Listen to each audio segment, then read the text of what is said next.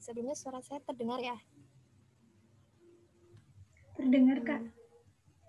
Terdengar, Kak. Oke. Ya, kita mulai aja ya. Sebentar, saya sharing dulu.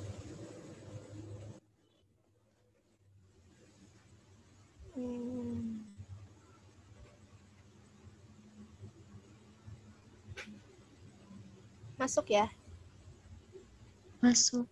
Ya.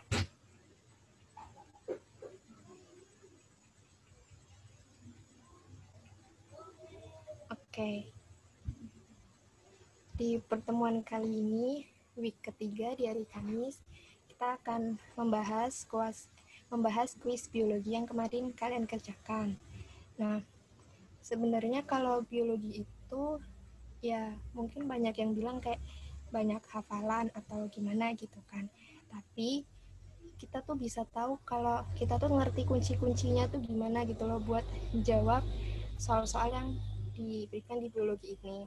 Dan karena udah jam segini, jadi kita langsung aja ya nomor 1. Nah, yang nomor 1, apakah yang akan terjadi jika retikulum endoplasma kasar di dalam sel suatu organisme kehilangan semua ribosomnya? Nah, kita bicara ribosom. Ribosom itu kan bagian dari suatu organel sel ya. Ribosom itu fungsinya sebagai tempat sintesis protein. Berarti di dalam ribosom itu kan banyak protein yang nantinya akan disintesis kayak gitu ya. Nah, ribosom itu ada 2 macam. Yang pertama ada yang namanya ribosom bebas dan yang kedua melekat pada RE. Bebas itu artinya apa? Kalau bebas itu dia si ribosomnya itu berada di sitoplasma gitu. Sedangkan kita ya pasti tahu gitu kan, sitoplasma itu kan adalah cairan yang ada di dalam sel gitu. Jadi si ribosom itu bergerak bebas di sitoplasma itu. Nah, yang kedua melekat pada retikulum endoplasma. Nah, ribosom yang melekat pada retikulum endoplasma ini khususnya itu pada retikulum endoplasma kasar. Nah, fungsinya itu untuk memproduksi protein, yang mana protein itu ditransport keluar sel. Jadi, kalau misalkan kita lihat di soalnya ya, ketika retikulum endoplasma kasar itu kehilangan semua ribosomnya, berarti kan si ribosom itu nggak ada di RE kasar, berarti nggak ada protein yang diproduksi sama si ribosom itu. Jadi, nggak ada bahan yang bakal ditransport ke luar sel gitu kan. Apabila ribosom pada RE habis, protein yang dihasilkan lebih sedikit dan tidak ada yang ditransport keluar sel gitu. Jadi kalau kita lihat di opsinya, itu jawabannya adalah yang D, protein tidak lagi diekspor dari dalam sel karena nggak ada ribosom yang memproduksi si protein itu. Seperti itu. Semoga bisa dipahami ya. Kita next. Nomor 2, salah satu tahapan dalam fotosintesis adalah reaksi terang. Manakah pernyataan yang benar berkenaan dengan reaksi terang? Nah, kita bicara fotosintesis. Kalian tahu kan kalau fotosintesis itu kan terdiri dari 2 tahapan. Ada yang namanya reaksi terang dan ada yang namanya reaksi gelap gitu. Nah, di soal ini yang ditanyakan itu adalah reaksi terang. Nah, reaksi terang itu kan reaksi yang mengubah energi cahaya menjadi energi kimia dan digunakan untuk fotolisis air. Nah, energi kimianya ini untuk apa? Energi kimianya ini yang nantinya digunakan untuk memecah molekul H2O yang nanti akan menghasilkan O2 yang dinamakan fotolisis air. Nah, untuk reaksi terangnya itu sendiri, tempatnya itu kan ada di grana. Bahannya H2O, CO2, cahaya, dan klorofil. Seperti bahan yang diperlukan dalam proses fotosintesis itu sendiri. Nah, hasilnya itu ATP, NADPH, dan O2. O2 ini yang dihasilkan dari yang namanya proses fotolisis air, yang mana proses ini itu membutuhkan energi kimia gitu loh. Nah, ini reaksi dari fotolisis air. Ada H2O yang dipecah menjadi molekul hidrogen dan oksigen. Oksigen ini kan menjadi produk dari fotosintesis ya, seperti itu. Jadi kalau kita lihat di opsinya, karena ini kan soalnya manakah pernyataan yang benar berkenaan dengan reaksi terang. Yang A, reaksi terang terjadi di stroma dan menghasilkan energi. Nah, ini salahnya itu kan ada di stroma, karena stroma itu tempat terjadinya reaksi gelap. Jadi opsi A itu salah. Yang B, reaksi terang terjadi di grana dan tidak menghasilkan energi. Nah, ini di grananya itu benar, tapi tidak menghasilkan energinya itu salah, karena jelas kalau reaksi terang itu menghasilkan ATP, NADPH, dan O2.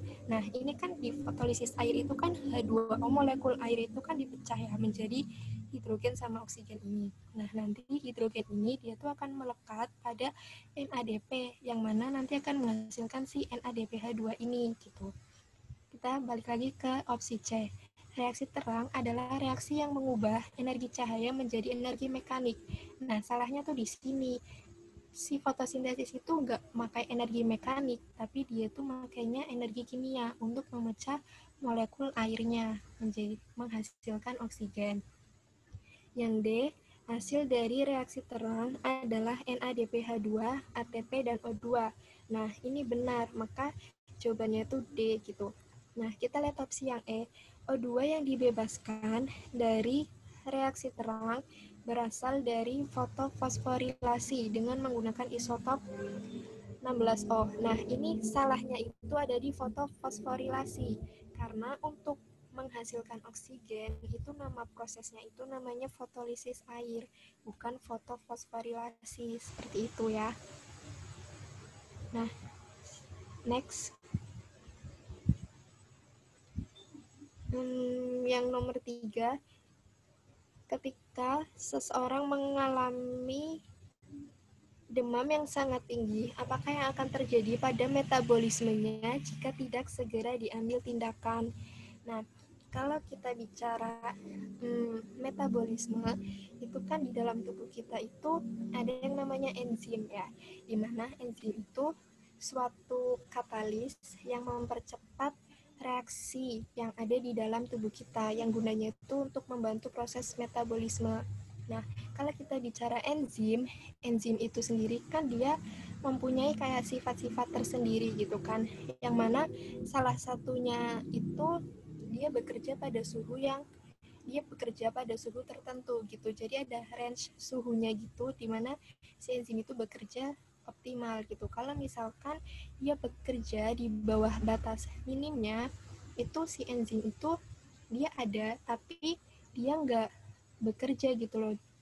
Bentuknya ada tapi nggak bekerja. Tapi lain kalau misalkan si enzim itu berada di suhu lingkungan yang melebihi batas minimalnya gitu loh. Jadi enzimnya itu bukan ada lagi tapi rusak karena pengaruh suhu yang sangat tinggi itu. Jadi kalau misalkan ketika seseorang mengalami demam yang parah, otomatis kan suhu tubuhnya itu meningkat ya. Jadi akan mempengaruhi si kinerja enzim itu karena enzimnya itu rusak gitu. Jadi jawabannya kalau misalnya kita lihat di opsi itu, jawabannya adalah yang A, penghancuran struktur utama enzim. Karena adanya suhu yang tinggi dari tubuh kita, enzim akan mengalami denaturasi atau rusak pada suhu tinggi sehingga dapat menurunkan metabolisme tubuh seperti itu. Jadi kalau metabolisme itu ya berkaitannya sama enzim gitu kan. Semoga bisa dipahami ya. Maaf berisik. Selanjutnya yang nomor 4, jaringan berikut yang sel-sel penyusunnya berasal dari perkembangan lapisan ektodem. Nah, lapisan ektodem ini itu kan dia tuh timbul itu ketika pada jaringan embrional gitu kan. Suatu zigot itu kan pasti mengalami beberapa tahapan gitu. Nah, tahapannya itu kan dari zigot, setelah zigot itu ada morula, setelah itu ada gastrula dan gastrula. Nah, di tahapan gastrula ini si embrio itu dia itu apa ya? Memiliki 3 lapisan gitu kan. Yang pertama itu ada namanya lapisan ectoderm, mesoderm, sama endoderm. Nah, ekto itu kan kayak di luar gitu ya. Ekto itu kan di luar. Nah, yang disusun berdasarkan lapisan ektoderm itu ada syaraf, epidermis, dan alat indera. Nah, kalau endoderm itu ada pencernaan dan pernafasan. Sebenarnya kalian kalau misalkan kayak mau ngapalin kayak gitu ya, itu tinggal kayak ngapalin aja ektoderm sama endodermnya aja. Kalau misalkan ektoderm itu pasti syaraf, epidermis, atau enggak alat indera. Sedangkan endoderm itu yang paling di dalam itu kayak saluran pencernaan sama pernafasan. Nah, sisanya itu ada di mesoderm seperti tulang, otot, sistem sirkulasi, ginjal, dan sistem reproduksi. Nah, soalnya jaringan berikut yang sel-sel penyusunnya berasal dari perkembangan lapisan ektoderm. Yang pertama adalah tulang. Tulang itu kan mesoderm ya, berarti tulang itu salah, yang ada opsi satunya kan salah. Berarti yang B itu salah. Nah, saraf. Saraf itu kan tadi nih di sini.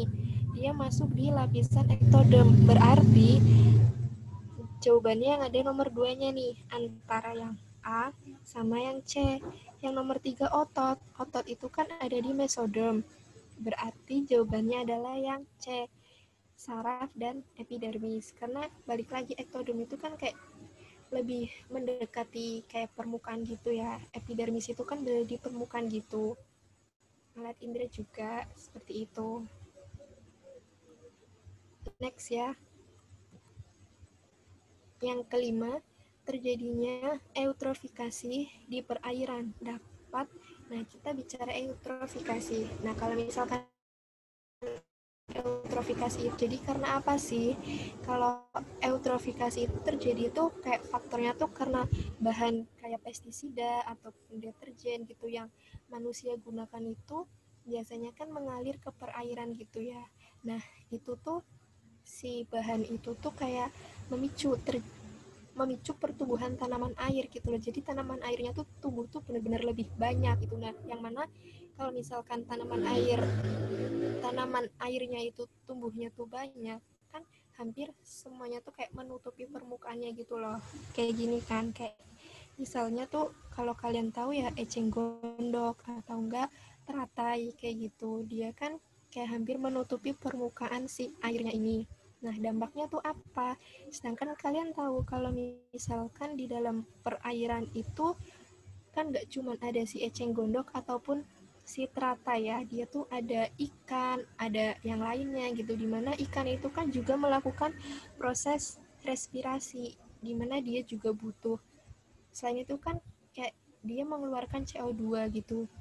Nah, kalau misalkan si permukaan airnya ini tertutup sama si eceng gondoknya ini, kayak CO2 yang dihasilkan dari si ikannya gitu kan kayak nggak bisa keluar dari airnya gitu loh, jadi lebih banyak CO2-nya, sedangkan ikannya tuh nggak dapat O2 gitu karena si apa ya airnya itu kan kayak ketutupan kayak gini loh, jadi dia tuh benar-benar ketutup sama yang namanya eceng gondok. Nah, jadi dampak dari eceng gondoknya itu CO2-nya banyak. Ini maksud CO2-nya banyak itu CO2 yang terlarut di dalam air yang merupakan hasil dari respirasi si ikan gitu. Nah, kalau misalkan CO2-nya banyak sedangkan ikannya itu kurang oksigen gitu, dia menghirup banyak CO2 gitu kan. Nah, lama-lama ya ikannya mati karena kan kayak misalkan kayak manusia aja gitu ya. Kalau misalkan kita ngehirup banyak CO2 itu kan juga racun buat di tubuh kita sendiri gitu. Jadi dampak dari eutrofikasi itu yang pertama ya tentunya meningkatkan pertumbuhan alga, karena dari bahan pestisida itu ada bahan yang membuat kayak tanaman air tuh jadi benar-benar tumbuh meledak gitu loh di permukaan gitu. Nah, setelah selain meningkatkan pertumbuhan alga, itu juga menyebabkan kematian ikan karena tadi CO2-nya banyak. Jadi ikannya tuh banyak menghirup CO2 dibandingkan O2. Jadi kayak lama-lama ya mati karena dia tuh keracunan si CO2-nya itu sendiri gitu. Jadi kalau misalkan dilihat dari jawabannya adalah yang C 2 dan 4. Nah, menghasilkan terlalu banyak oksigen. Nah, ini salah karena si ikan itu malah justru tuh oksigennya itu sedikit gitu loh.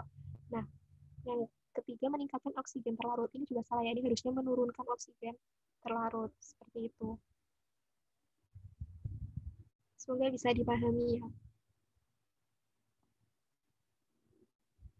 Yang keenam, hipersekresi hormon insulin menyebabkan hormon insulin gitu. Nah, sebenarnya kalian tuh tahu nggak sih hormon insulin itu apa? Kalau kita tahu, kalau kita bicara hormon insulin itu kan sebenarnya kayak glukosa gitu ya. Hormon insulin itu hormon yang mengubah glukosa menjadi glikogen gitu. Artinya apa? Artinya tuh cara kerja dari hormon insulin itu menurunkan kadar gula. Karena apa? Karena kadar gula itu kan glukosa ya. Glukosanya tuh diambil untuk diubah menjadi glikogen. Jadi kalau misalkan um, kita kayak kebanyakan hormon insulin kayak gitu ya. Kalau misalkan kebanyakan hormon insulin berarti kan semakin rendah kadar gula kita gitu karena semakin banyak glukosa yang diambil untuk diubah menjadi glikogen gitu. Nah, hipersekresi hormon insulin. Kita bisa lihat aja nih dari sini nih, hipersekresi hormon insulin. Hiper itu kan kayak lebih gitu ya, atau banyak kelebihan gitu, kelebihan insulin. Sedangkan tadi kinerja dari hormon insulin itu sendiri kan menurunkan kadar gula. Jadi kalau misalkan kita kelebihan hormon insulin kayak gitu, berarti semakin banyak gula yang diambil karena gula itu akan diubah menjadi glikogen. Akibatnya apa? Akibatnya kita mengidap yang namanya gula rendah. Jadi kalau hipersekresi hormon insulin itu gula rendah. Jawabannya adalah D, hipoglikema. Nah, diabetes mellitus. Diabetes mellitus itu kalian pasti sering dengar lah ya kalau misalkan kayak biasanya tuh orang-orang lansia itu ngidap diabetes mellitus itu juga kaitannya sama hormon insulin gitu. Karena dia itu punya kadar gula yang tinggi. Jadi makanya kalau misalkan orang yang kena diabetes mellitus itu biasanya dia tuh bukan sering ya, maksudnya ada waktu tertentu yang mana dia tuh disuntik sama cairan insulin, yang mana nanti kan cairan insulin itu akan mengambil gulanya dia, jadi dia tuh nggak berlebihan gulanya di dalam tubuh gitu. Nah, yang B, diabetes insipidus. Nah, biasanya orang-orang tuh kayak keliru gitu loh antara diabetes mellitus sama diabetes insipidus. Kalau diabetes mellitus itu kaitannya sama hormon insulin. Sedangkan kalau diabetes insipidus itu kaitannya sama hormon ADH. Yang mana kalau misalkan dia itu kayak kelebihan hormon ADH, dia tuh bakal kayak buang air kecil terus menerus gitu loh, bisa aja kayak sejam itu kayak 30 kali buang air kecil kayak gitu. Nah, hiperglikema itu gula tinggi. Ini sebenarnya kayak hampir sama kayak diabetes mellitus gitu loh, kayak kadar gulanya tuh banyak. Nah, kalau ketosis itu kekurangan karbohidrat sehingga memanfaatkan lemak untuk sumber energi. Biasanya tuh kalau ketosis itu kayak dikaitkannya tuh sama diet gitu ya. Ada yang namanya diet ketosis itu kayak diet yang alami dari tubuh kita sendiri kayak gitu loh. Bukan diet yang dibuat-buat seperti itu. Jadi jawabannya adalah yang D. Selanjutnya nomor 7. Bagian ginjal yang bila mengalami disfungsional akan menyebabkan kronis ginjal. Nah, kronis ginjal ini itu biasanya tuh kalau misalkan orang-orang awam kayak gitu tuh nyebutnya tuh gagal ginjal gitu kan. Kronis ginjal itu ya kondisi saat fungsi ginjal menurun secara bertahap karena kerusakan ginjal, di mana terjadi penurunan laju penyaringan filtrasi di ginjal. Jadi, kata kunci dari penyakit kronis ginjal ini adalah di filtrasi ginjal. Nah, kalau kita udah tahu kayak hal ini itu terjadi karena proses filtrasinya itu terganggu. Nah, selanjutnya kalau misalkan kita disuguhkan gitu ya kayak penampang dari ginjal ini, ya harusnya kita tahu gitu. Kayak filtrasi itu terjadinya tuh di mana gitu loh, di nomor 1 kah, 2 kah, 3, 4, atau 5 gitu.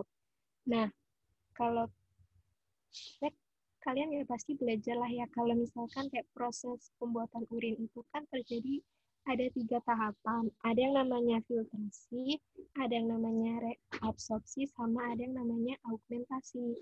Nah, kalau filtrasi itu sendiri kan terjadinya di bagian glomerulus. Kalau reabsorpsi itu kan terjadinya di tubulus contortus proximal. Kalau augmentasi itu kan terjadinya di tubulus contortus distal. Nah, sekarang kita lihat di opsi. Nah, nomor 1 nih. Kita lihat di sini dulu ya, di gambar dulu. Nah, ini kan kalau nomor 1 itu, kalau misalkan dilihat itu sebenarnya itu agak menjorok ke dalam itu loh. Nah, di sini tuh itu namanya glomerulus. Dimana glomerulus itu kan tadi terjadinya proses filtrasi.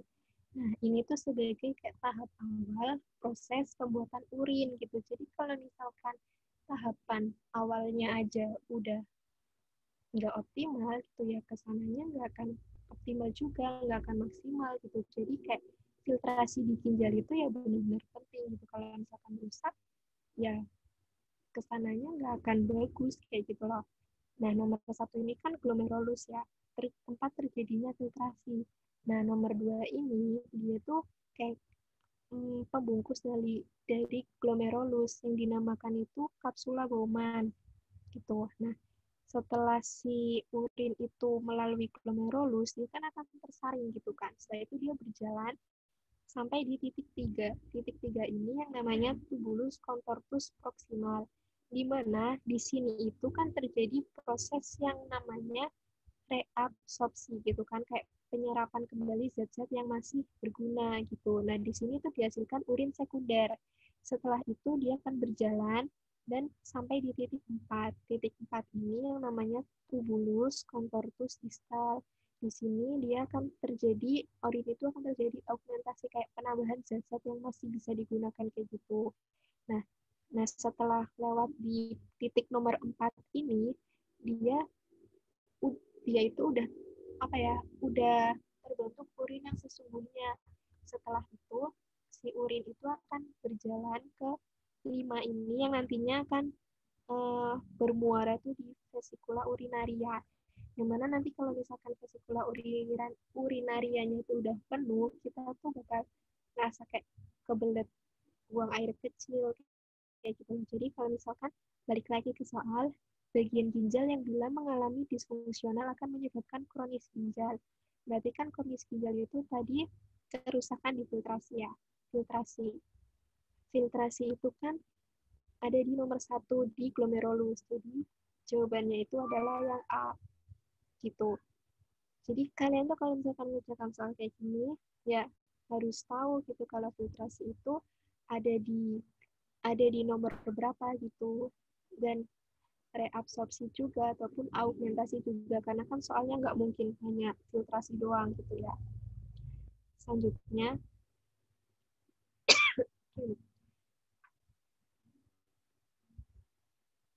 DNA merupakan materi genetik yang diwariskan dari parental keturunannya. Pernyataan berikut yang benar terkait dengan struktur DNA kecuali. Nah, yang benar terkait dengan struktur DNA kecuali berarti kita cari yang salah, bukan?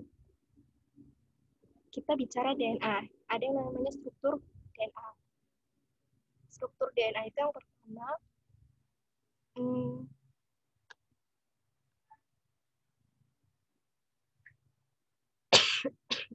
mengandung gula pentose deoksiribosa.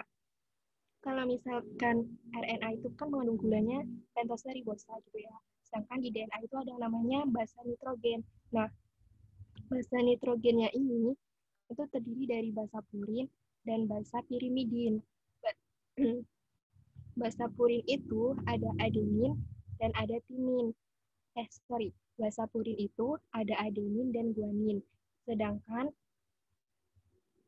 basa pirimidin itu ada timin dan sitosin. Nah, selanjutnya struktur dari DNA itu sendiri, basa nitrogennya dihubungkan oleh ikatan hidrogen. Dua ikatan hidrogen menghubungkan adenin dengan timin, sedangkan 3 ikatan hidrogen menghubungkan guanin dengan sitosin.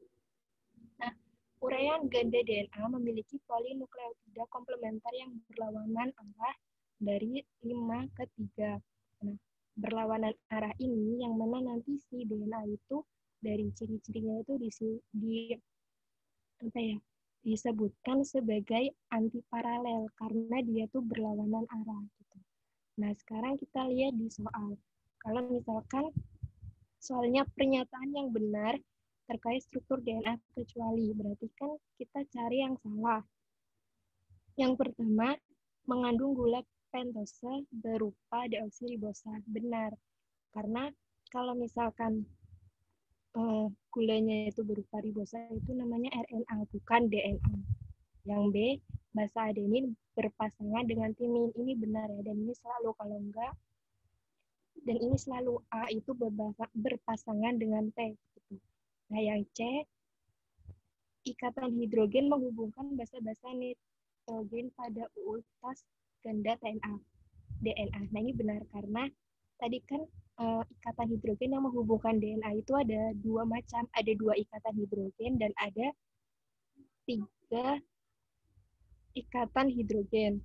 Nah, yang D, basa guanin berpasangan dengan basa sitosin. Ini benar, karena ini selalu juga. Nah, yang E, untai ganda DNA memiliki polinukleotida komplementer yang searah. Nah, ini salah. Arahnya seharusnya itu berlawanan karena DNA itu merupakan kayak untaian yang sifatnya itu antiparalel gitu loh. Jadi, dia itu berlawanan, bukan searah. Jadi, jawabannya yang E, yang salah. 9. Bila suami memiliki genotip golongan darah IAIB dan istri IBIO, berapa genotip dan fenotip golongan darah yang mungkin? Kalau misalkan golongan darah itu kan ada A, B, AB, sama O. Nah, A sama AB itu dia punya 2 tipe. Ada tipe heterozigot dan tipe homozigot. Nah, kalau misalkan di soal ini golongan darahnya itu IAIB itu kan jelas AB, karena AB itu cuma punya satu tipe, yaitu hetero, sedangkan ini istrinya tuh IBIO. Nah, IBIO ini salah satu tipe dari golongan darah B, karena kalau golongan darah B itu ada tipe hetero sama homo. Kalau hetero itu IBIO, kalau homo itu IBIB, kayak gitu ya. Nah, kalau misalkan ngerjain soal kayak gini ya, kita pecah dulu, kayak kita buat kayak gini dulu. Ada yang namanya parental gitu. Parental itu ya orang tuanya gitu kan. Ada IAIB dan IAIB disilangkan dengan IBIO. Nah, setelah itu kita pecah nih gamet dari IAIB itu apa aja. Di sini kan ada IAIB, berarti kan gametnya ya IA sama IB. Nah, IBIO ya gametnya IB sama IO. Nah, setelah itu kita silangkan satu-satu gitu loh. Berarti kan antara IA dengan IAIB. Nih, kayak gini kan. Setelah itu IA dengan IAIO. Nah, setelah itu IB dengan IB dan IB dengan IBIO. Nah, yang ditanya itu kan berapa genotip dan fenotip. Genotip itu kan sifat yang tidak tampak, sedangkan fenotip itu kan sifat yang tampak gitu kan. Kalau genotip itu ya bagian kayak dari gametnya gitu loh. Kalau ini kan ada IAIB, IAIO, IBIB sama IBIO. Nah, keempat ini itu yang dinamakan genotip. Sedangkan fenotipnya itu kayak IAIB itu ya berarti golongan darahnya dia AB. Kalau IAIO ya golongan darahnya dia A. Ini tipe A yang heterozigot. Nah, ini kan IB, IB itu kan berarti golongan darahnya B. IBIO juga B. Ini sama-sama B, tapi dia tuh punya genotip yang berbeda. Satunya dia homo, satunya dia hetero gitu. Jadi berapa genotip dan fenotip yang dimiliki keturunan berarti 4 genotip dan 3 fenotip karena cuma ada golongan darah AB, A sama B. Jadi jawabannya adalah yang D, 4 genotip dan 3 fenotip. Selanjutnya, diketahui mRNA memiliki urutan basa nitrogen. Bila sintesis protein dimulai dari urutan basa N paling kiri, maka polipeptida yang akan dibentuk. Nah, suatu polipeptida itu diawali dengan start codon dan diakhiri dengan stop. Nah, kalau start codon ini itu paten ya, dia pasti AUG. Sedangkan stop codon ini ya bisa berupa UAA, UGA, atau UAG gitu. Jadi, kalau misalkan kita ketemu soal kayak gini, kita lihat aja. Kalau misalkan ada ada codon yang menunjukkan AUG, berarti dia itu dimulai gitu loh. Dia tuh mulai dari mau menunjukkan satu polipeptida gitu. Nah, ini kan ada AUG sampai sini ya, sampai UGA. Nah, di sini ada AUG nih, berarti dia ini stepnya nih mulai dari sini. Nah, sekarang kita kayak lihat aja kayak gini sampai kita tuh ketemu di antara tiga ini. Ada UAA, UGA, atau UAG. Kalau misalkan kita lihat kayak gini, kan dia sampai nih di sini. Di sini itu kan ada UA.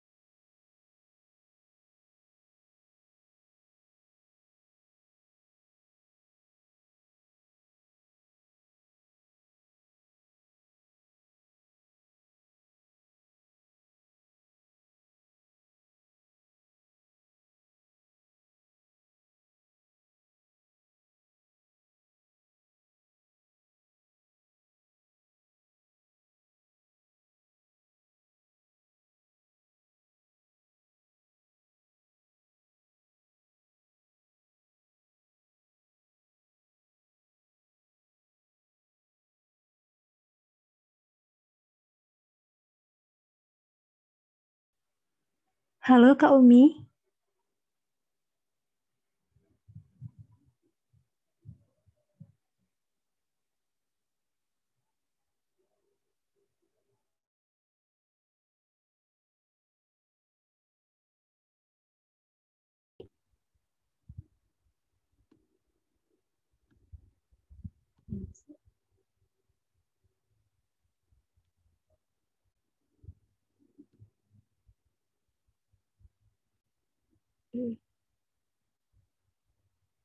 Oke, lanjut aja ya. Kalau misalkan kalian lihat kayak gambar kayak gini sebenarnya sih nggak harus tahu di setiap langkahnya itu namanya tuh apa gitu. Yang penting kita tuh tahu kayak kata kuncinya gitu. Nah, kalau misalkan bicara yang namanya sintesis protein gitu ya. Sintesis protein itu kan ada dua tahapan. Ada yang namanya transkripsi dan ada yang namanya translasi. Transkripsi itu pengertiannya itu kayak si DNA itu membentuk yang namanya mRNA di inti sel. Sedangkan translasi itu kan kayak seperti katanya translate gitu kan. Dia tuh mentranslate kodon yang dibawa mRNA menjadi protein nantinya kayak gitu. Jadi kita lihat gitu. Nah, sebenarnya kalau misalkan dari setiap tahapan itu juga ya kita kayak nggak perlu lah kayak semuanya tahu tahapan di transkripsi itu gimana gimana gimana gitu. Yang penting kita tahu kayak kata kuncinya gitu. Kalau misalkan transkripsi itu kata kuncinya ya si DNA itu akan membentuk si mRNA di inti sel gitu. Karena DNA itu kan dia punya sifat yang bisa membentuk senyawa lain, yang mana senyawa itu ya mRNA gitu. Biasanya sih kalau enggak mRNA itu disebutnya RNAD kayak gitu. Nah, setelah si mRNA itu terbentukan, itu terbentuknya di inti sel ya. Setelah terbentuk dari inti sel itu, si mRNA itu akan berjalan, bahasanya berjalan lah ya, berjalan dari inti sel itu menuju ke ribosom gitu. Jadi, maaf ini bukan inti sel ya, ini seharusnya ribosom gitu. Jadi si mRNA itu yang tadinya udah terbentuk di inti sel, setelah itu dia menuju ribosom. Nah, nanti di ribosom itu terjadi yang namanya proses translasi.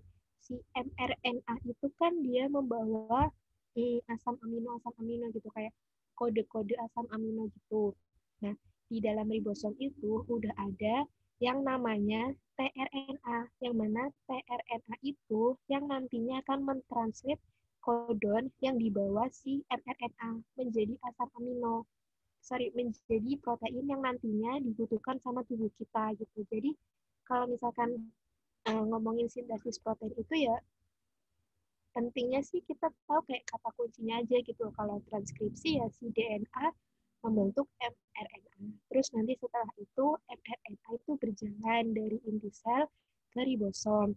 Selanjutnya ada proses translasi. Translasi berarti kan translate gitu loh dari RNA mRNA yang apa ya asam amino yang dibawa diubah menjadi protein oleh tRNA. Nah sekarang kita lihat di gambarnya gitu. Kalau misalkan nih DNA, kita lihat yang A ya. DNA itu kan ini tanda panahnya, berarti kan DNA itu dirubah menjadi mRNA. Nah, tadi kan apa ya proses DNA mengubah mRNA itu kan namanya kan proses transkripsi gitu kan. Jadi yang A ini transkripsi. Nah, langkah selanjutnya itu kita nggak perlu kayak uh, langkah selanjutnya itu kita eliminasi aja opsi yang lain gitu biar kayak meminimkan jawaban gitu.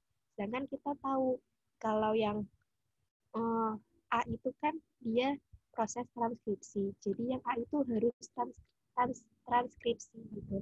Nah, opsi A, yang A-nya ini kan replikasi, berarti dia jelas salah dong, karena harusnya kan dia transkripsi gitu. Yang B, translasi, juga salah, seharusnya kan translasi itu kan mentranslate menjadi protein, sedangkan ini hasilnya adalah mRNA, bukan protein.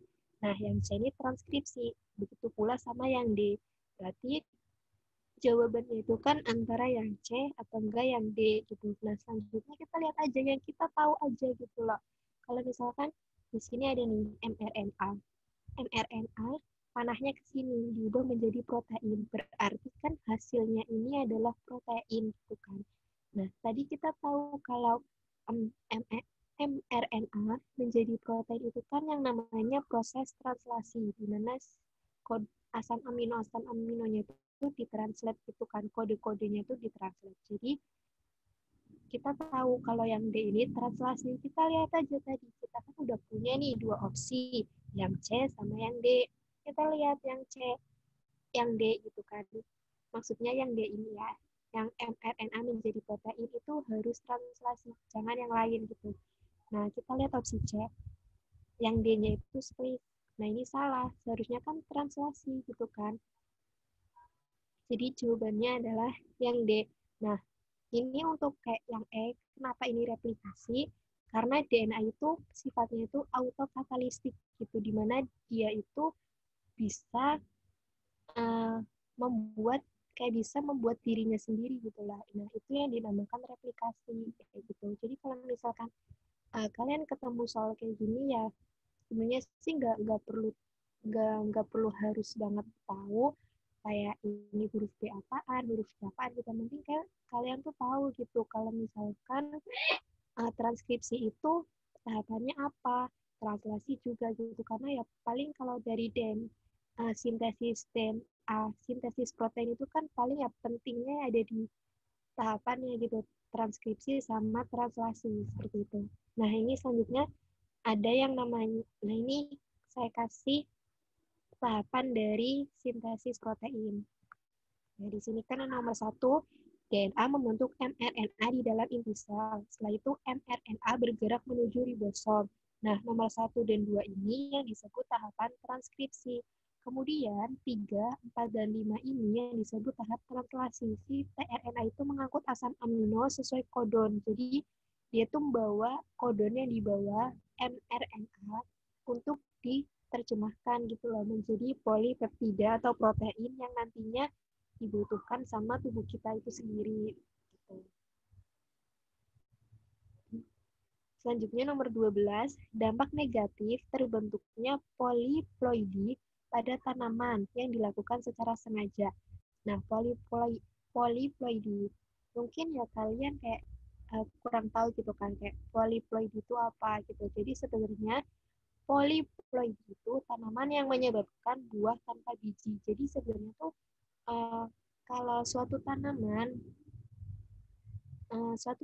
dikatakan poliploidi itu sebenarnya buahnya itu besar gitu, cuma dia nggak ada bijinya. Sedangkan kita kan tahu gitu kan kalau tumbuhan itu bereproduksi atau berkembang biak itu kan dari yang namanya biji.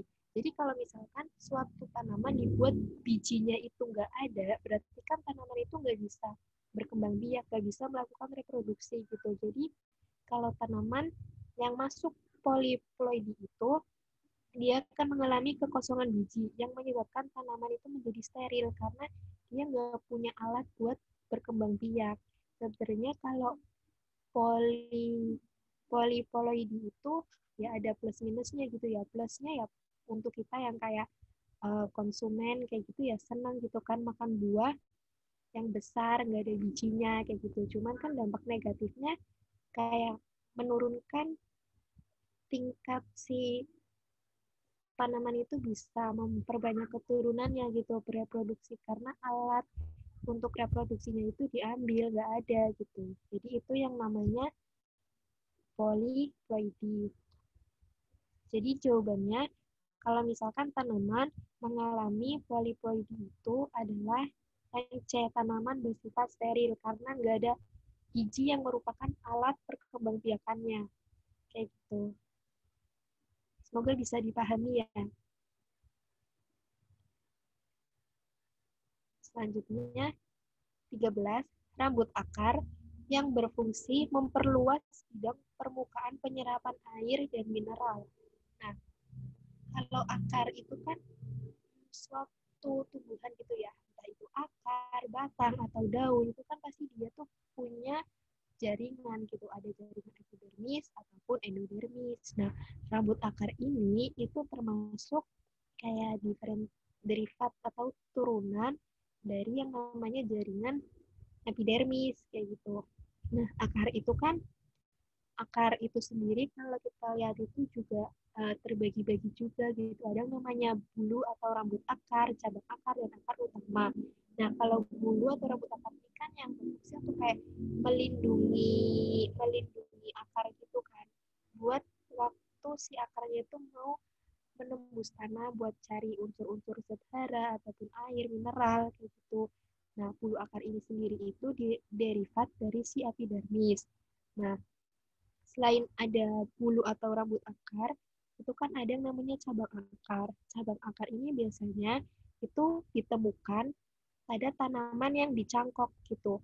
Jadi cabang akar ini tumbuh itu karena adanya derivat dari perikambium, di mana perikambium itu kan nantinya akan kayak berkembang biak jadi kambium gitu kan. Sedangkan kita kalau mencangkok itu kan bukan yang pure dari akar gitu kan, kita kan ngambil dari batang gitu. Jadi nanti si perikambiumnya itu akan derivat menjadi cabang akar gitu. Nah, akar utama itu derivat dari radikula. Akar utama itu biasanya itu kayak akar tunggang kayak gitu loh. Jadi kalau misalkan rambut akar itu yang berfungsi memperluas bidang permukaan penyerapan air dan mineral itu berasal dari epidermis. Nah, kalau misalkan selain jaringan pada akar itu kan selain epidermis itu kan juga ada yang namanya endodermis. Endodermis itu ya fungsinya untuk mengatur keluar atau masuknya zat itu terbagi menjadi dua, pita kapsari sama sel penerus air. Kalau pita kapsari itu nggak bisa dilalui air gitu. Jadi air itu nggak bisa lewat pita kapsari, tapi air yang berasal dari tanah yang nantinya itu diserap sama akar itu melaluinya tuh sel penerus air gitu. Jadi jawabannya tadi yang A. Rambut akar itu berasal dari epidermis.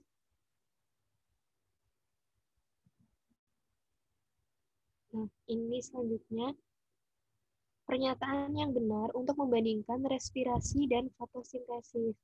Nah, untuk soal yang ini itu sebenarnya soal yang mudah gitu karena kita kayak cuman bandingin respirasi sama fotosintesis aja gitu.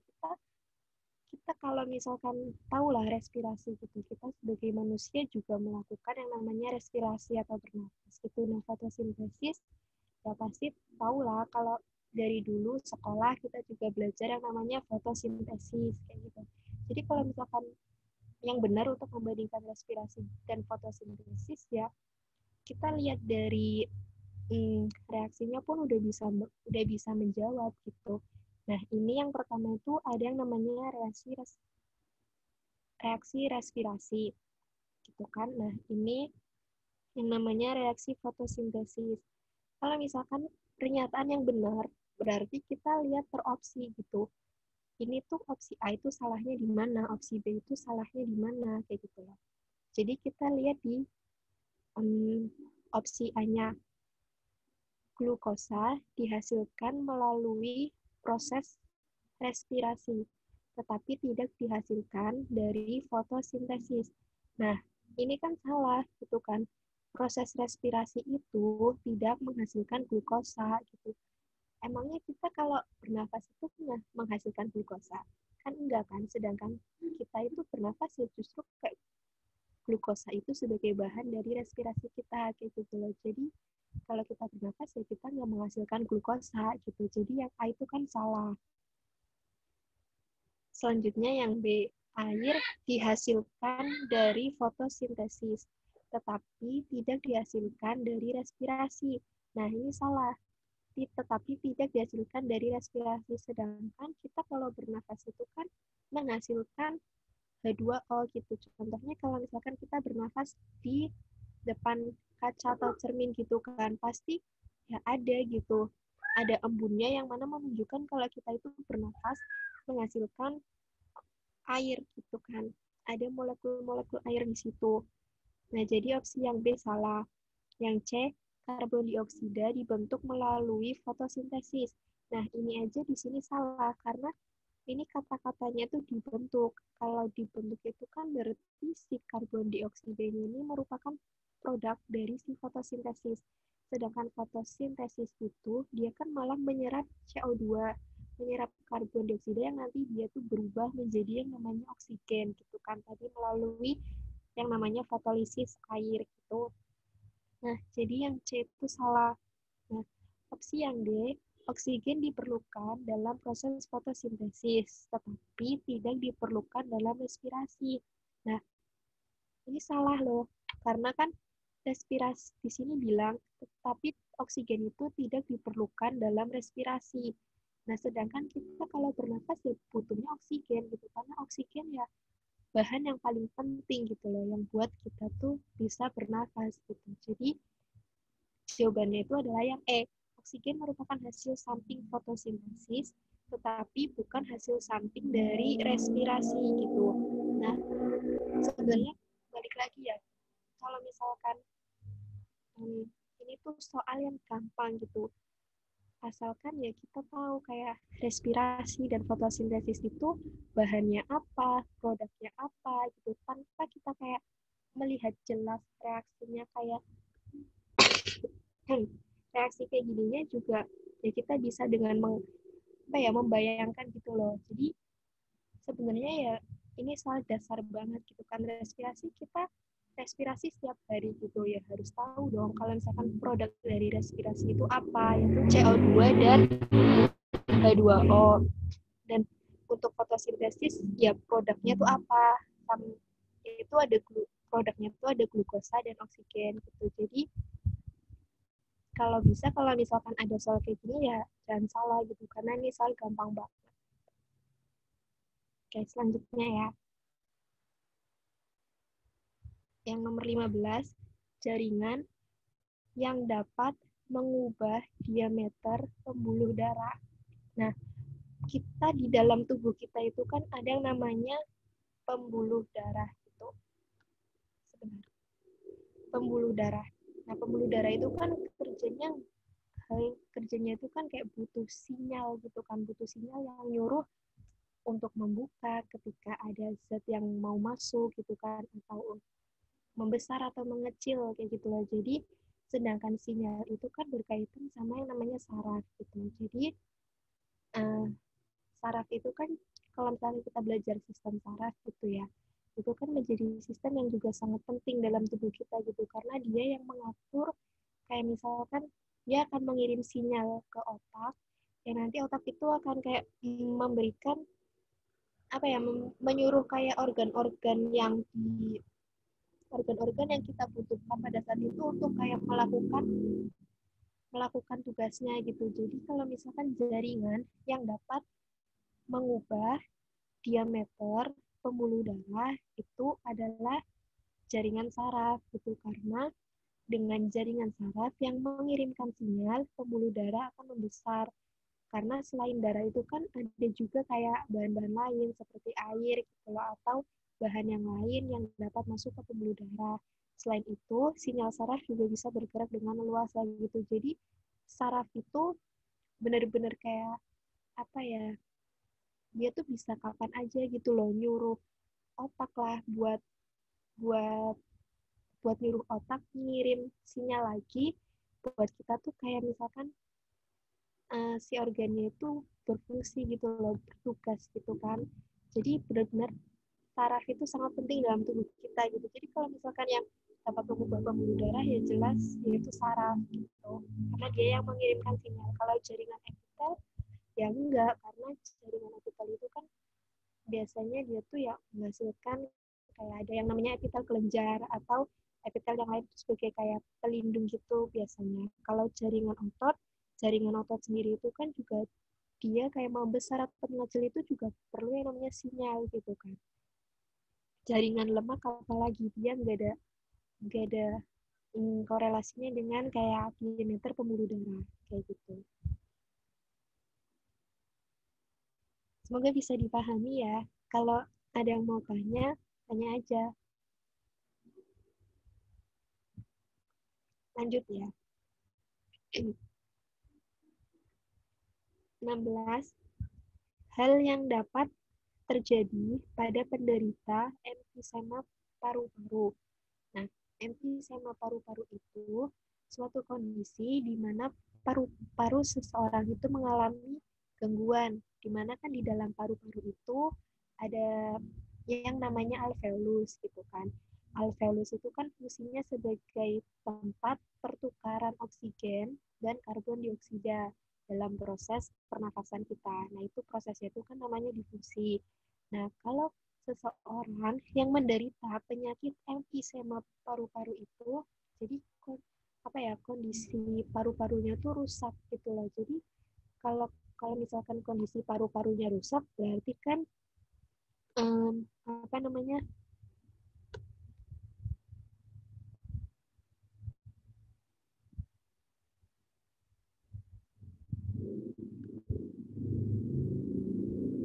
jadi kan kalau kalau misalkan tadi paru-parunya itu rusak, berarti kan alveolusnya itu kan juga, sorry, emfisema itu kan penyakit kronis akibat kerusakan kantong udara. Yang rusak itu kan alveolusnya gitu ya. Kalau misalkan alveolusnya itu rusak, berarti proses difusinya itu kan terganggu, karena dia tuh rusak, kayak ya difusinya terganggu, jadi nggak ada pertukaran oksigen dengan CO2 di dalam alveolus itu gitu. Kalau misalkan terganggu, berarti yang harusnya CO2 itu dikeluarkan itu nggak bisa karena alveolusnya itu rusak atau terganggu gitu. Jadi yang menyebabkan lebih banyak CO2 yang terperangkap di dalam paru-paru itu.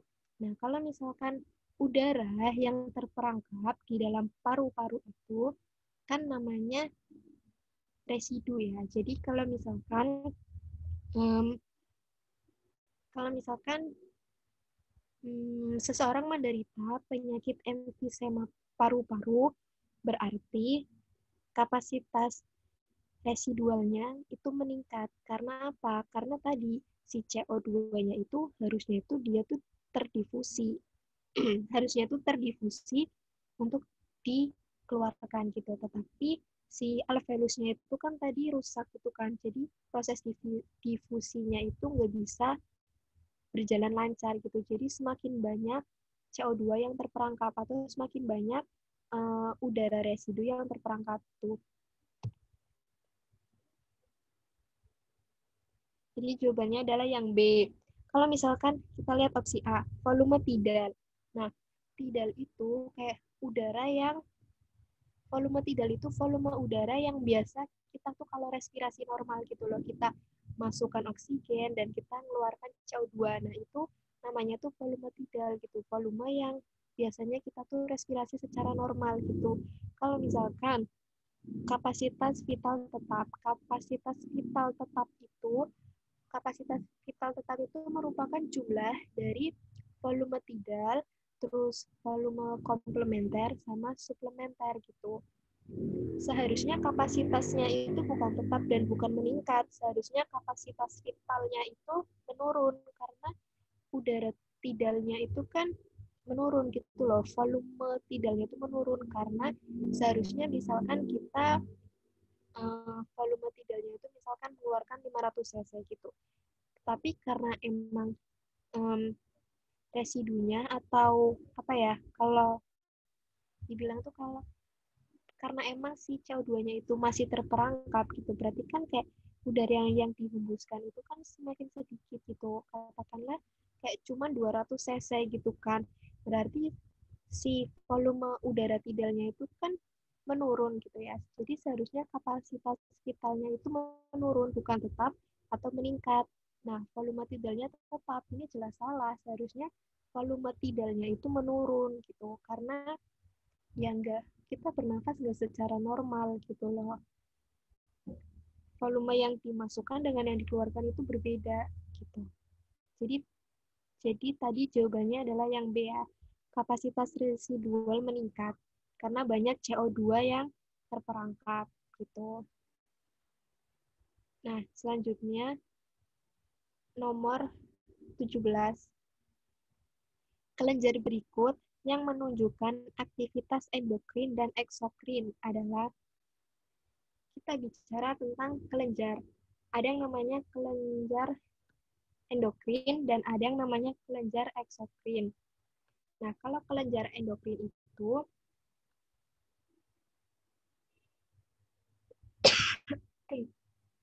kelenjar yang menghasilkan hormon. Sedangkan kelenjar eksokrin itu kelenjar yang tidak menghasilkan hormon atau dia tuh menghasilkannya itu enzim bukan hormon gitu. Nah, kelenjar endokrin sama eksokrin itu merupakan bagian dari jaringan epitel yang mana namanya itu epitel kelenjar.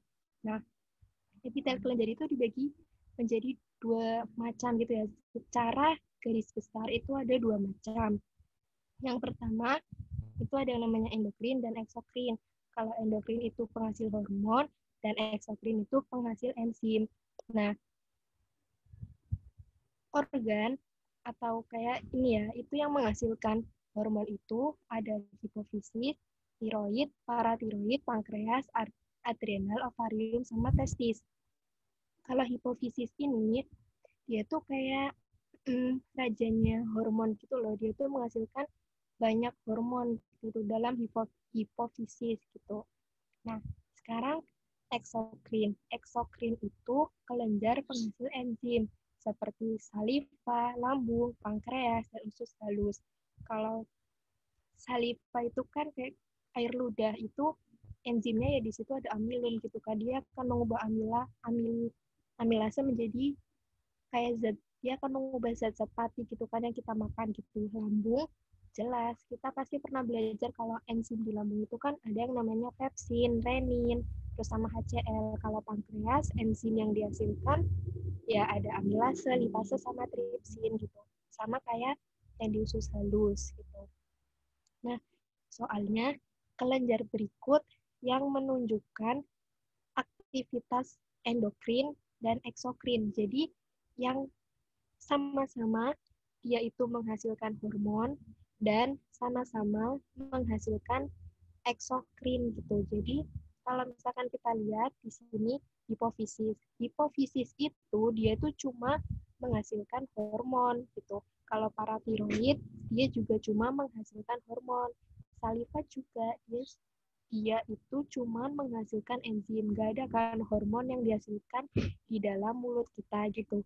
Nah, kalau adrenal itu juga sama, cuman menghasilkan hormon gitu. Jadi yang jawabannya yang sama-sama menghasilkan hormon sekaligus menghasilkan enzim itu pankreas. Karena pankreas itu kan menghasilkan enzim yang namanya enzim amilase, lipase, sama tripsin. Dan pankreas itu juga menghasilkan hormon yang namanya hormon insulin gitu. Jadi jawabannya adalah yang D, pankreas.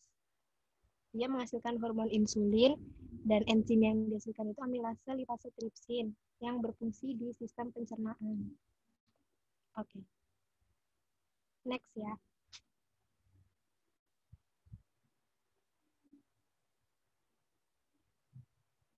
Nah, ini. Jika suatu populasi berada dalam kesetimbangan Hardy-Weinberg memiliki frekuensi alel sebesar 0,3, maka presentasi individual yang mungkin heterozigot sebesar. Nah, ini kalau Hardy-Weinberg itu ada rumusnya ya. Rumus Hardy-Weinberg itu kalau misalkan kalian belum, mungkin ada yang dijelaskan, ada yang enggak gitu kan di sekolah. Jadi kalau hukum Hardy-Weinberg itu P kuadrat plus 2PQ plus Q kuadrat sama dengan 1. Nah, ini tuh rumus paten ya, rumus paten dari si Hardy-Weinberg ini. Nah, kalau misalkan kita lihat nih, ada P kuadrat plus 2PQ plus Q kuadrat, kita bisa sederhanakan menjadi P plus Q sama dengan 1. Dari mana? Dari kalau kita matematika nih, kita lihat kayak rumus matematika gitu. Ada yang misalkan A plus B kuadrat itu kan sama dengan A kuadrat plus 2AB plus B kuadrat gitu kan. Nah, ini kan sama nih. Kalau misalkan P plus Q kuadrat itu sama dengan P kuadrat plus 2PQ plus Q kuadrat sama dengan 1. Nah, ini kita ilangin aja nih angka apa ya, kita ilangin aja pangkat 2-nya di akar dong. Kalau misalkan pangkat 2 di akar kan pangkatnya hilang, jadi tinggal P plus Q sama dengan 1. Nah, selanjutnya P Q itu apa sih? Nah, kalau misalkan nih di sini P kuadrat itu adalah individu dominan homo.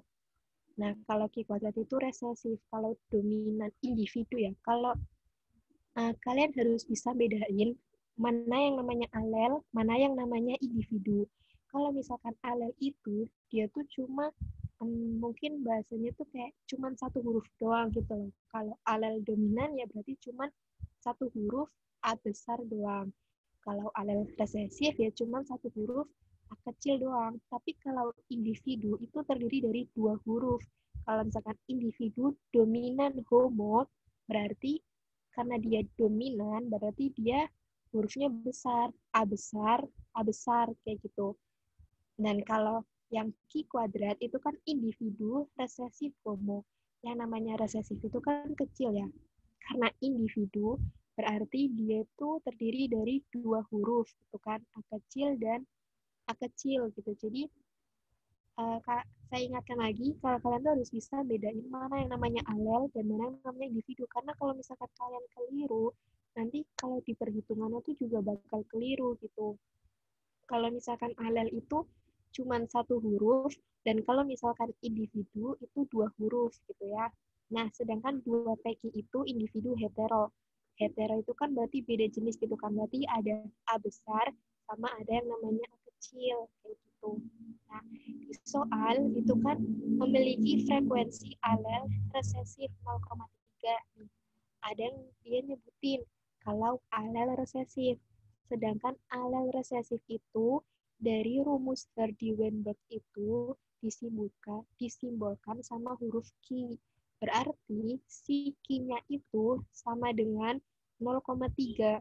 Nah, karena Q-nya kita kan udah tahu tuh 0,3 dari soal karena dia nyebutin yang namanya alel resesif. Nah, sedangkan dari rumus ini kita tadi kan udah dapat rumus sederhananya P plus Q sama dengan 1. Nah, Q-nya itu 0,3, maka kan untuk dapetin si P-nya itu berarti 1 dikurangi 0,3, 0,7. Nah, berarti frekuensi si alel dominannya itu sebesar 0,7. Nah, yang ditanyakan itu presentase individu dalam populasi. Individu dalam populasi yang mungkin heterozigot. Jadi yang ditanya itu individu heterozigot. Nah, tadi kan kalau um, individu itu kan terdiri dari dua huruf ya, dan heterozigot. Berarti kalau misalkan dari rumusnya Hardy-Weinberg ini, individu heterozigot itu kan disimbolkan dengan dua peki. Ini duanya tuh harus selalu ikut ya, harus selalu ikut, nggak boleh cuman peki aja, tapi harus dua peki karena rumusnya di sini itu dua peki gitu. Jadi yang ditanyakan itu si dua pekinya. Dan selain itu, yang ditanyakan itu kan presentasenya, berarti nanti dikali 100.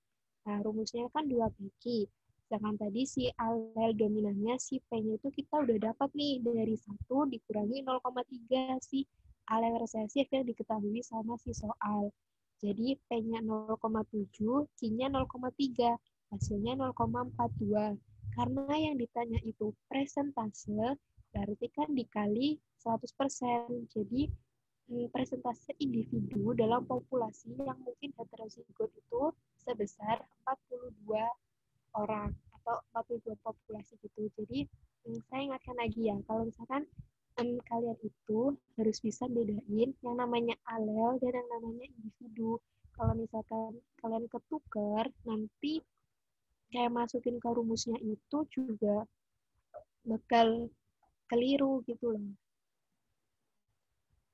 Dan ingat ya, ini duanya ini harus ikut, nggak boleh nggak ikut gitu.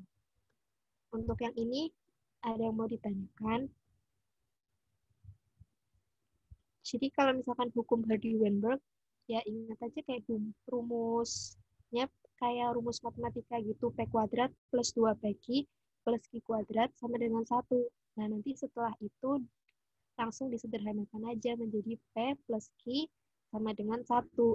Kayak gitu. Terus nanti tinggal dilihat aja di soalnya yang diketahui itu alel apa, dominan atau resesif, atau bisa aja yang diketahui itu individunya gitu, dibalik gitu. Oke, lanjut ya. Yang 19. Tahap haploid pada metagenesis lumut terdapat pada, nah, kalau lumut, metagenesis lumut sama metagenesis paku itu sebenarnya sama ya.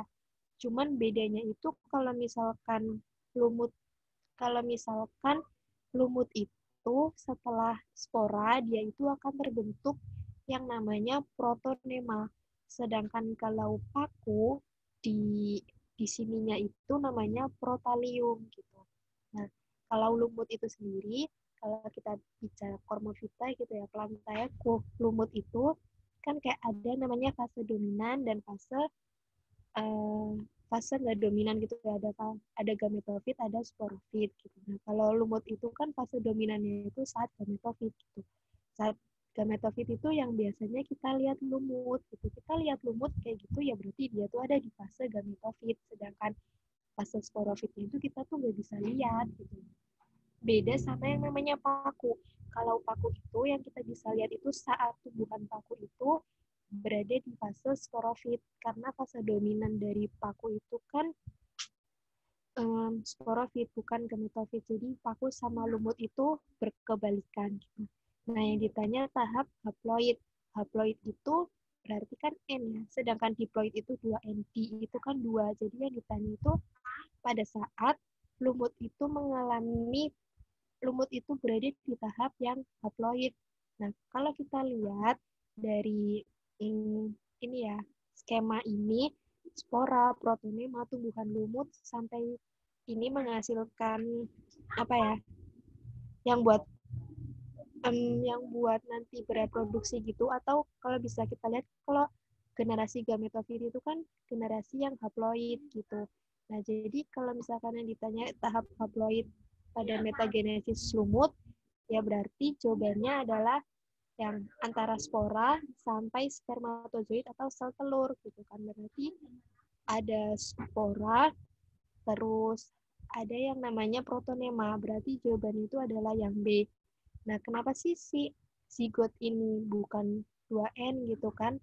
Karena kan kalau misalkan zigot itu kan kayak gabungan dari sel jantan dengan sel betina gitu, di mana sel jantan itu kan nyumbang N dan sel telur itu nyumbang N gitu. Jadi ya nggak mungkin kalau zigot itu N. Kalau misalkan zigot N ya nanti akan kayak tumbuhannya ya cacat gitu karena cikal bakalnya aja udah cacat gitu. Jadi kalau misalnya tahap haploid itu bisa aja disebut tahap gametofit gitu, dari spora sampai pembentukan sel gamet atau spermatozoid atau sel telur, sedangkan zigot sampai sporangium dan nanti dia si sporangium ini balik lagi ke spora itu namanya generasi sporofit atau diploid kayak gitu. Jadi jawabannya adalah yang B. Nah, selanjutnya ini animalia ya. Kalau animalia itu, kalau kalian belajar itu kan kalau klasifikasi animalia itu bisa berasal dari lapisan tubuh, terus bisa dari kayak sistem peredaran darah, ataupun kayak dia tuh radial atau bilateral kayak gitu. Nah, kalau misalkan di sini kita itu bahasnya klasifikasi animalia berdasarkan jumlah lapisan tubuh. Animalia berdasarkan jumlah lapisan tubuh itu terbagi menjadi dua kelompok.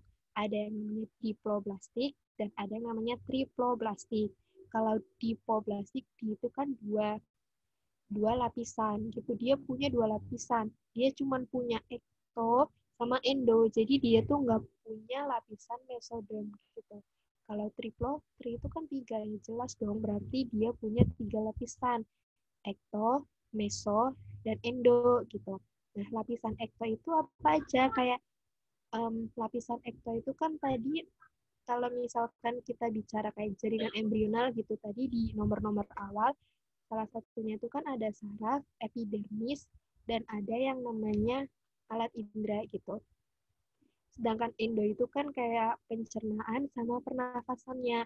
Dan meso itu tadi kan ada tulang, terus ada otot, dan yang lainnya kayak gitu.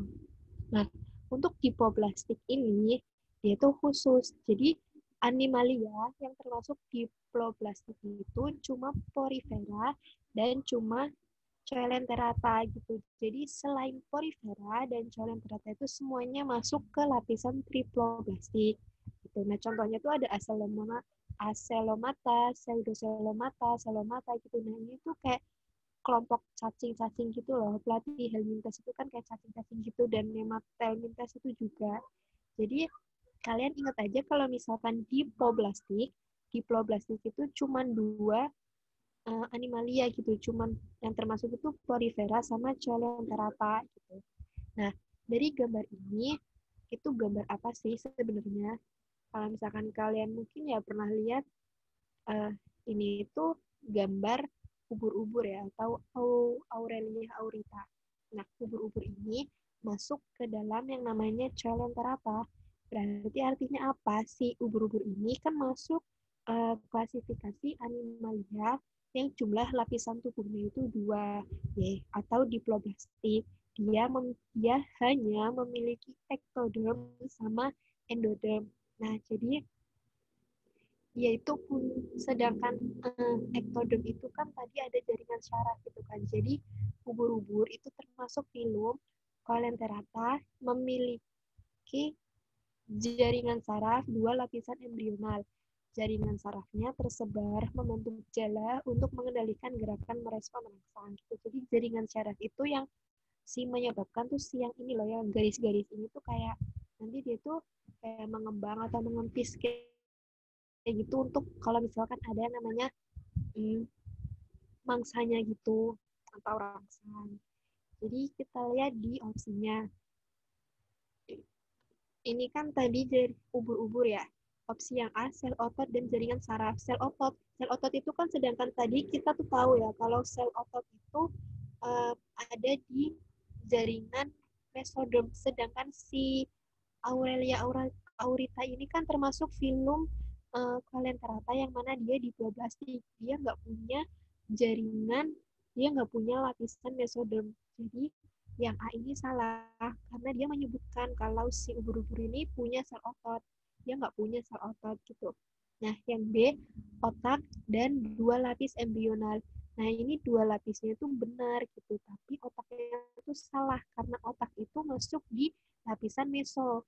Sedangkan si ubur-ubur itu kan cuma punya ekto sama endo, sedangkan otak itu nggak masuk di ekto atau endo gitu. Nah, yang C nih, 3 lapisan. Nah, ini di 3 lapisannya aja udah salah, apalagi sama otak. Otaknya juga salah gitu. Ubur-ubur itu bukan triplo, tapi diplo. Nah, yang D ini juga 3 lapisan embrional itu juga salah gitu. Nah, jadi jawabannya yang benar itu adalah yang E, jaringan saraf dan 2 lapisan embrional. Karena dia masuk ke diploblastik gitu kan, punya 2 lapisan ekto. Jaringan saraf itu kan masuk di ekto tadi kan yang di nomor-nomor awal itu. Gitu. Jadi jawabannya adalah yang E. Semoga bisa dipahami ya. Nah, oke.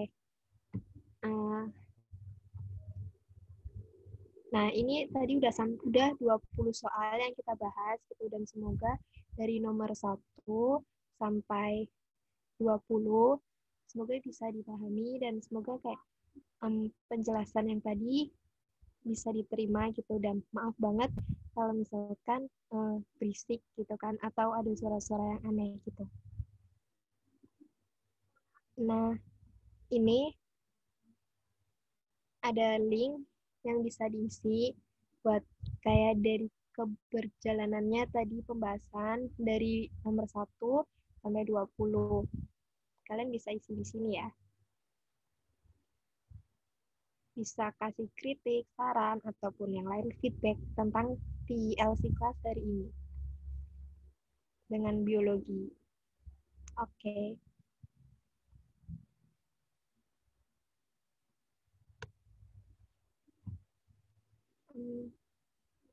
Untuk TLC class hari ini, mata pelajaran biologi saya cukupkan, dan atau ada yang mau bertanya?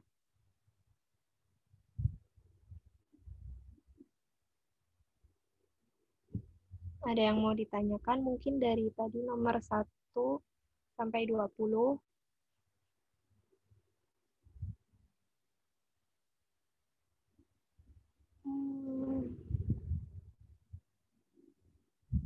Kalau misalkan nggak ada, untuk TLC kelas hari ini, pembahasan biologi, saya cukupkan ya. Semoga penjelasan yang tadi saya kasih bisa diterima, bisa dipahami, dan semoga bisa membantu untuk memahami materi-materi biologi, bahwa biologi itu sebenarnya tuh nggak susah gitu. Cuman ya kita harus tahu kayak kunci-kuncinya gitu untuk menjawab si soal biologi itu.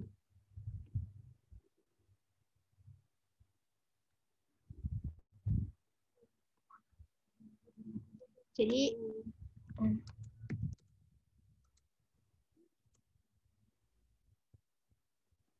barangkali ada yang mau ditanyakan, nggak apa-apa.